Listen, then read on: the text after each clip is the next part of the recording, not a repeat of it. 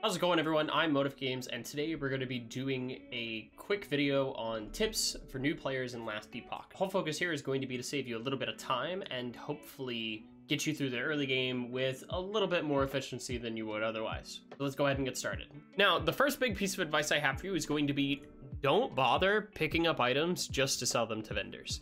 As we can see here, this is some examples of early game items you'll find. I'm just going to go ahead and drop these on the ground. So this blue axe sells for 6 gold. This helmet sells for 22 gold, and this one sells for 13. That's very indicative of what you're gonna see even in the early game. After all, this is like almost a level 30 item. That's pocket change. Like, it's barely pennies on the dollar for what you're gonna get just going through the campaign. You're wasting your time. The devs have even said before that the game's not really balanced in terms of economy around you trying to pick up items to sell them for gold. There should only be 3 types of items you should ever pick up. We'll go over those real fast. The first one is going to be items you will immediately use. These are going to be direct upgrades to whatever your build is. So if I pick up this axe and I say like, oh, 14% melee attack speed will be perfect, we'll go ahead and throw it on. That's a reason to pick up an item. The second reason is an item that you will use soon. Think of this as like, let's say you're playing Void Cleave, right? We pull this up and you decide at some point you're going to take Hellish Chasm over here. This will convert Void Cleave to fire. Up until you have that, you're probably gonna be running % Void increased damage. Once you pick this, you're gonna want % fire. So it makes sense to go ahead and start stockpiling some % fire gear to prepare for that transition. That would be the second type of item that we'll want to pick up. And the third type is going to be for crafting. Let's say that you find an item and it's bad, but it has a line you really want. We can go ahead and throw it in here, and then we can shatter it. And now we get this shard, and it's gonna throw it into our crafting materials for us, and it just gives us that material to basically be able to craft with. Very late game, you'll also be wanting to collect Exalteds for this exact same reason for making legendaries, but that's gonna be like way further down the line. Don't worry too much about that for now. We'll cover that in like a crafting video eventually. So don't, or you can just look one up. There's plenty of them. But yeah, those are the only reasons you should really be picking up items. Something you are gonna want to use now, or something you plan to use, or something to shatter. On to our second tip. You could be thinking, how will I know what I want? And what I'm gonna go ahead and introduce you to is lastepochtools.com. This website has been a saving grace for me. A lot of people do like to use it to come in here to look at builds, but there are gonna be a whole bunch of people who don't want builds. And I would still say this website is helpful because it has all kinds of things on here. You have a whole list of items, unique and basic. You can see what prefixes can be rolled on these items, what suffixes, because it's different for every item. Weapons in general can roll differently than accessories. Accessories roll different than armor, and every piece of armor can roll slightly differently. You get the idea. This can help you kind of see these if you're interested in that. If not, you can look in and see like what monoliths will be good for farming what things. There's a whole bunch of information on here. I absolutely recommend checking it out. And then the other one being Last Epoch Tunk Lab.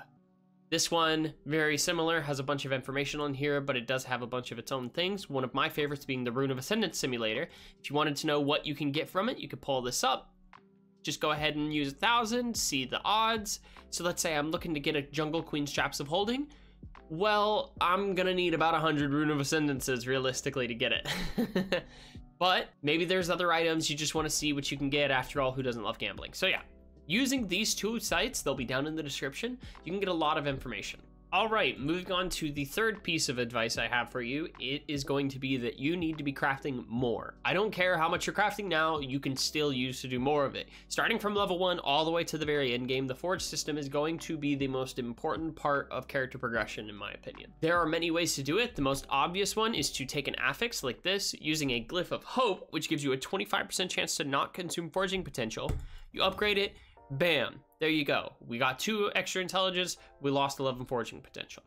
However, you're gonna find a lot of items that don't have good lines for you. So let's say this boots works really well on a mage, right? It has increased ward retention, mages really like using ward, it has increased cooldown speed, intelligence, but it has minion dodge rating, and the mage class doesn't use any minions. Well, we can use the Glyph of Chaos here to randomly re-roll this to something else. Now, we did get unlucky and get strength on it, but this is still pretty decent, right? Maybe we've decided now that we want to use this as a base for something else and not a mage. We could do it again here. Now, all of a sudden, we have vitality and strength. This is starting to look like it could be great on a low health druid that would be stacking a bunch of extra armor until we get like better boots for it.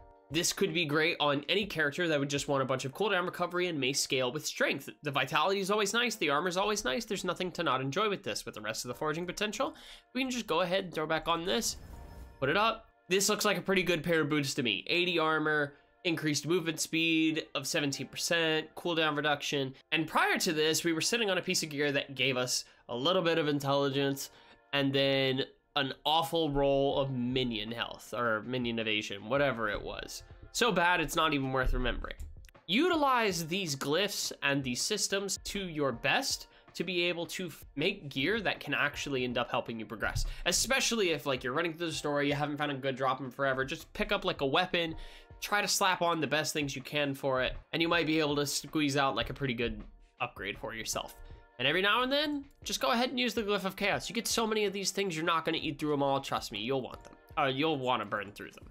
All right, so going into our fourth big tip here, it's going to be that oftentimes well-rolled rares or exalted items can just be way better than uniques. The best example I always have for this is the build Holy Trail Paladin. This works around the Holy Trail node on Javelin, and then you also use like Judgment, and the whole idea is stacking damage over time effects by slamming this down, throwing your Javelin, getting some stacking bits on there. This is the weapon designed for this build. It's called the Judicator, gives you +2 to both skills, bonus spell fire damage. It synergizes very well with this build. However, this wand that I happen to have will actually make me deal more damage than the spear will. You can see this wand at the moment, we're doing 9,200 damage. If I throw the Judicator back on, we're suddenly doing 5,000. So don't let the norm of what you think would work, what the game tries to tell you would be best, go against what's actually best. Do your testing, throw your items on, kind of really try to understand where the strength of your build is coming from. In this case, it's the spell damage. Infernal Crystal Wand can give us 55 flat spell damage, which is more than the 30-something that we're getting from Judicator, almost 40. But even more than that, in the passive tree here in Paladin, we have a bunch of nodes that give us spell damage with shield. We can't wear a shield if we have a spear on. So this just ends up being one of the better weapons. I haven't found a better replacement for this since I've been playing this build for weeks at this point. And eventually something will come up where maybe I get some legendary potential and I can craft a Judicator that's better than the Crystal Wand. But I think it's way more likely that I end up making a legendary wand that ends up just being better than the Judicator could be for my build. Only time will tell, because like I've said prior to this, I will test. I will not take for granted what it is I feel like I know on this, but just try and make sure that you're not throwing away rares and exalteds that could end up actually being extremely helpful items. Now, the final piece of advice that I have for you is going to simply be, don't be afraid to experiment. As a quick example here, this character, not too long ago, I was doing this once before already, was full build.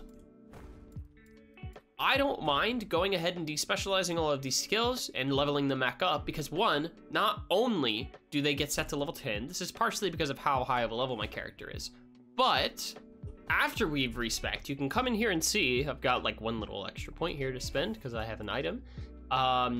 It's not gonna take us any time at all to level these items up. I can even just kind of run out here, throw my spear down, drop this, kill a few things. All of a sudden I've already got a level. Now I've got 2 levels on all these items. Just keep killing things. Now I have 3 levels on these items. This is going up at an insanely fast rate, and you're gonna have kind of a similar experience once you respec yours, where you're just gonna get really fast levels. And the higher level your character is, the quicker this is gonna go. All of a sudden they're level 15 and we've barely been here a few seconds, and my skills are already higher level than they were right before I respec them, which goes to show you just how like soon ago I respec them to begin with. But don't be afraid to experiment, try different things, because let's say I wanted to come over here and it's like, oh, I want to see how this build works with Siege Barrage.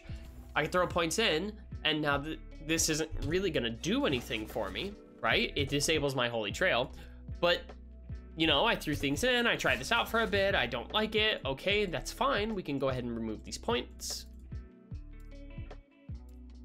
And it's only going to take me like a few seconds of going into a map and killing things to get back where I was. The earlier you are in the game, it's not as effective, but well, from my experience, once you get to like level 30 and 40, it takes like no time at all to get a few levels onto a skill. So please, by all means, experiment, find things you enjoy, play them.